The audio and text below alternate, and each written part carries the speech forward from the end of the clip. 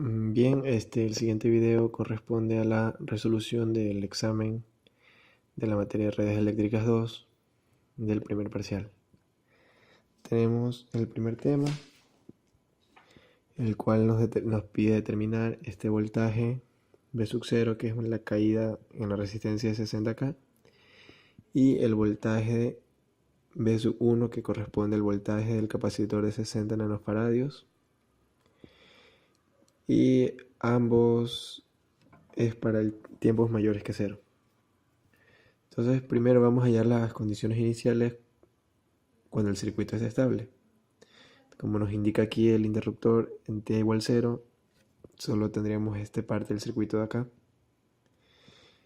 Y entonces vamos a hallar el voltaje a t igual 0 menos.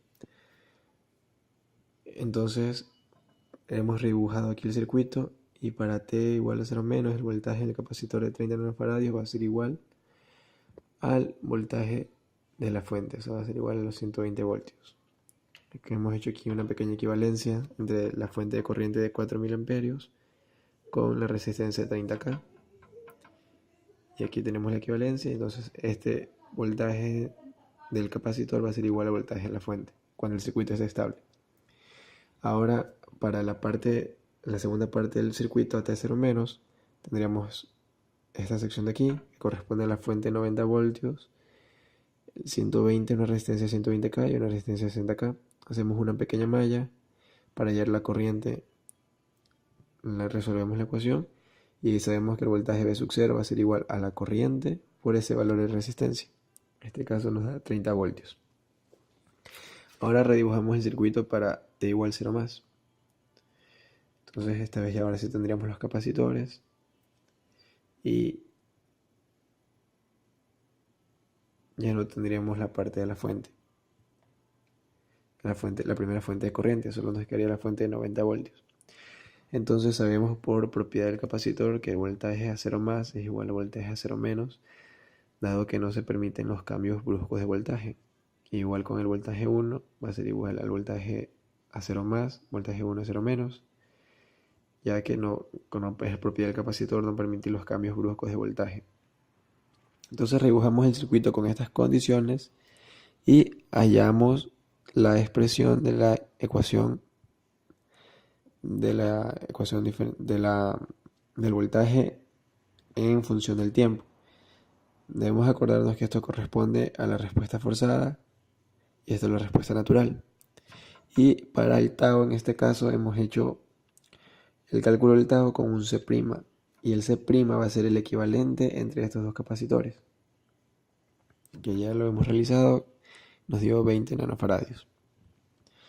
Entonces, de las condiciones iniciales despejamos el valor de A que teníamos inicialmente en esta ecuación y finalmente podemos expresar la ecuación final del V sub 0 en función del tiempo. Nos da igual a 30 más 90 e a la menos 1250 voltios, aclarando que esto se cumple para todos los t mayores a 0. Y de esta forma ya hemos resuelto el literal A. Ahora en el literal B nos piden el voltaje 1 en función del tiempo. Entonces vamos a usar una pequeña herramienta que me ha servido de investigación, que me dice que el voltaje de estos capacitores en serie siempre se cumple la siguiente ecuación. Me dice que el voltaje va a ser igual a C2 sobre C1 más C2 por el voltaje del tiempo menos el voltaje en el tiempo 0 más el otro voltaje o lo de T sub 0. Entonces reemplazamos con los valores del ejercicio y nos queda esta expresión para V1 en función del tiempo, 1/3 de 30 menos V sub 0 en función del tiempo, y asimismo aclarando que esto se cumple para todo t mayor o igual que 0. En el segundo literal nos pedían hallar expresiones trifásicas. En este caso, el literal A nos pide el valor de la impedancia por fase de la carga trifásica. Primero voy a explicar un poco en qué consiste este circuito. Este es un circuito trifásico. Tiene aquí conectada una carga en delta. Nos indica que asumamos que es una carga trifásica conectada en estrella. Tenemos dos batímetros en la línea A, uno en la línea A y uno en la línea B. Y nos dan ciertos valores de potencia que consume la carga trifásica con su respectivo factor de potencia. Los valores de impedancia ZB, ZCA, ZBC con sus respectivos ángulos. Y que tomemos de referencia el fasor de voltaje VAB. Además que nos da la alimentación, que es 240 voltios en secuencia negativa. Bien.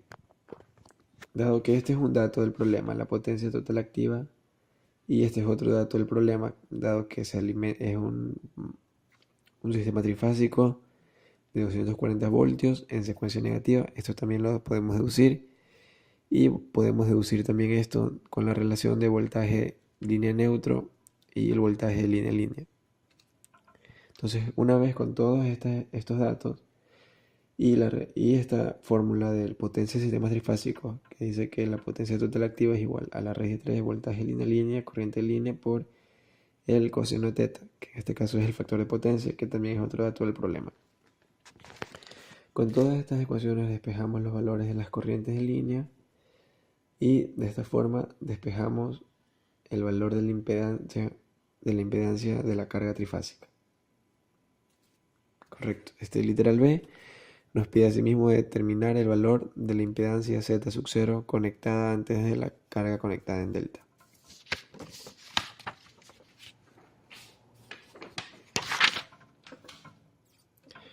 Bien, para este literal también se nos da como dato la potencia consumida, que son 4 kilovatios, la potencia activa consumida. Asimismo se nos da el factor de potencia de 1, el que vendría a representar el coseno de teta en esta ecuación. Y asimismo de esta forma despejamos el valor que no conocemos, que es la corriente en línea, y despejamos finalmente la impedancia Z sub 0. Para el literal C se nos piden los valores de las corrientes en línea I de A, I de B e I de C. Entonces vamos a analizar esta pequeña parte del circuito. Y conociendo que nos dan el valor de la impedancia y el valor de la alimentación de la fuente. Entonces podemos hallar las corrientes IAB, IBC e ICA. Entonces hallamos estas corrientes y se nos indicaba asimismo en el ejercicio que esta es la corriente idea que se busca, que la he llamado IA' para no confundirme en la notación, que esta es la corriente IDB, que esta es la corriente IDC que nos pide en el ejercicio. La he denominado prima para no cometer errores, ya que usé esa notación en el literal anterior. Entonces podemos observar aquí nodos que he denominado nodo A', B' y C'. Me falta poner, disculpen, A', C' y B'. Ok, del nodo entonces podemos hallar las ecuaciones de nodo según la convención de las corrientes que entran y corrientes que salen. Y hallamos las corrientes que en este caso he denominado IA', IB' e IC'. Correcto, entonces ahora vamos a analizar lo que pasaba con la impedancia Z sub 0. Entonces con la impedancia Z sub 0, asimismo hallamos otra relación de nodos. Y finalmente despejamos los valores finales de corriente, en este caso I sub A e I sub B.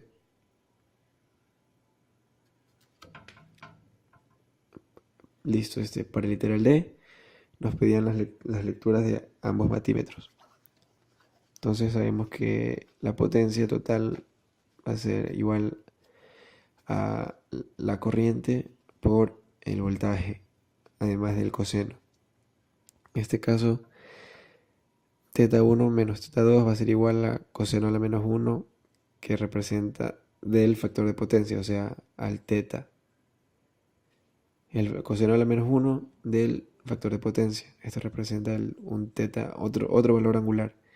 Y de aquí despejamos el valor angular que necesitamos para usarlo en esta expresión. Lo mismo hacemos con el caso 2 del vatímetro 2, solo que usamos el otro voltaje de línea en línea y despejamos así mismo. Solo resolvemos la ecuación y tenemos el valor del vatímetro 2. Y para el literal E nos piden la potencia total de todo el sistema trifásico, la potencia total activa, y sabemos que asimismo es la potencia, la suma de las lecturas de ambos vatímetros. Y aquí tenemos el resultado.